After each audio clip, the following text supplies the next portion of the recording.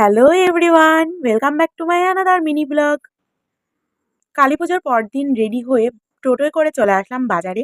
বাজারে পৌঁছেই চলে গিয়েছিলাম প্রথম প্যান্ডেলটায়। আর এখানের ভেতরের ডেকোরেশন থেকে শুরু করে প্যান্ডেলের বাইরের ডেকোরেশনটা ছিল ভীষণ সুন্দর।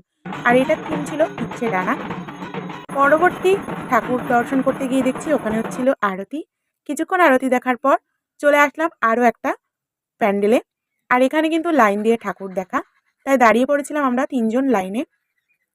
লম্বা লাইনে দাঁড়িয়ে থাকার পর অনেকটা সময় পর ঠাকুর দর্শন করে ওখান থেকে আমাদের ভীষণ খিদে পেয়ে গিয়েছিল, তাই চলে গিয়েছিলাম একটু রেস্টুরেন্টে। রেস্টুরেন্টে গিয়ে পছন্দ মতন পিৎজা খেয়ে ওখান থেকে বেরিয়ে আসলাম।